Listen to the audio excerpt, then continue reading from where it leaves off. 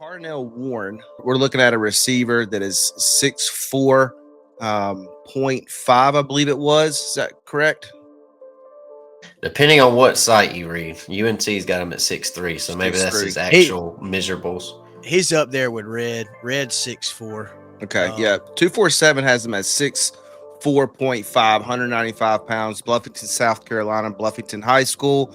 We're looking at a kid that was what's that? Bluffton. Yeah, my bad. Bluffton. Earned, Under Armour All-American honors, collecting all region recognition 3 times.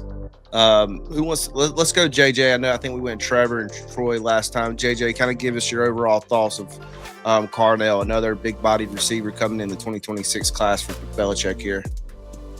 Again, another big guy, which we like to see in this receiver room.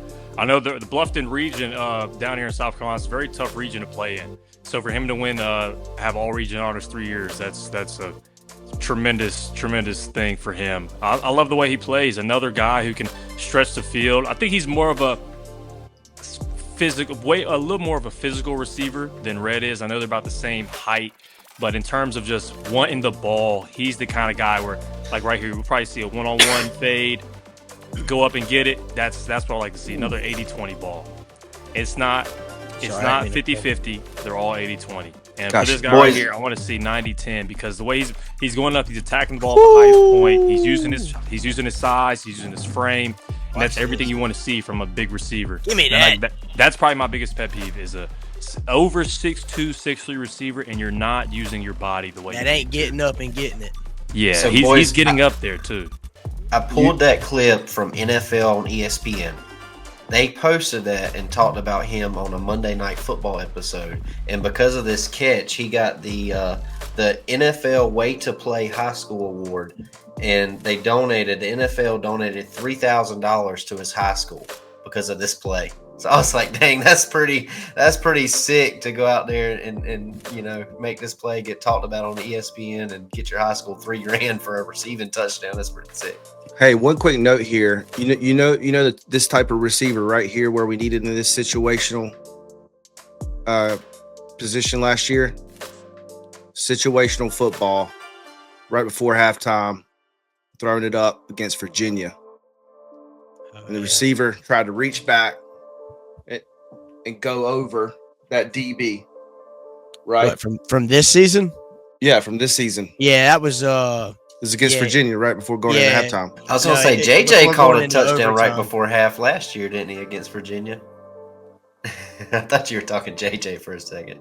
Hold on, no, what'd you say, Troy?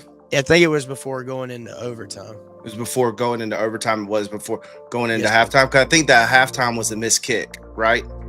Yeah, and missed then field goal. They took the halftime was the Reese Verhoff missed field goal. Was this the pass to Madrid?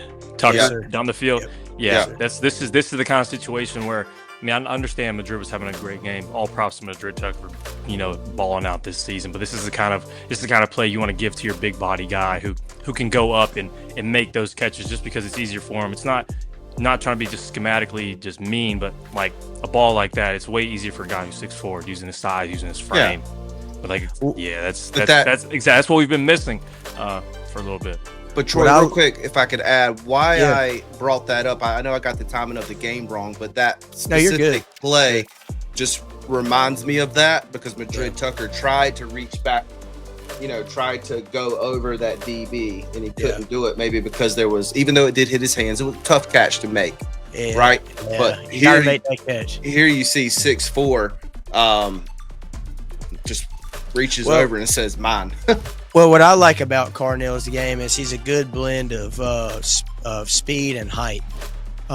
He's got the ability, you can throw it up to him on a go route and he can run up underneath it, or you can throw it up in a red zone situation and him go high point to football, or in a situation like Madrid was in against Virginia. You know what I mean? He's got the wheels, to get behind the defense. And if it's a ball that he needs to go up and make a play, he's also got the height and the ability to high point the football and go up. And like JJ said, turn those 50-50 balls into, 70-30, 80-20 balls. So I like if there's a wide receiver in this class that I don't think is talked about enough, is Carnell Warren.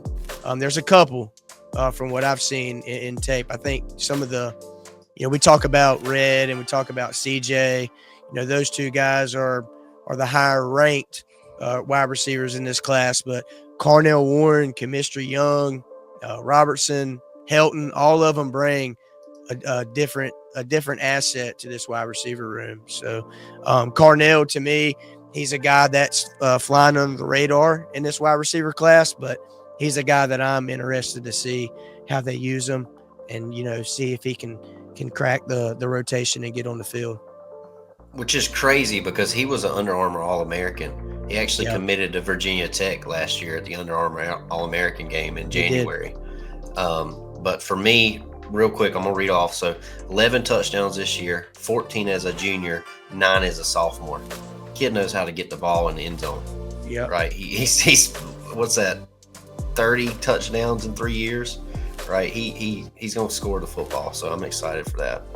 We've had some good down south receivers. Quinshaw Davis was a guy from Gaffney, South Carolina. Carnell's from Bluffton. We got JJ from Myrtle Beach. Bug Howard from Georgia. So there's a lot of good receivers historically in Carolina's receiver room that come from the state of South Carolina. So there's another one. We got another one from Dillon, who I think is that's JJ's boy, ain't it? Yeah, I'm excited for that one.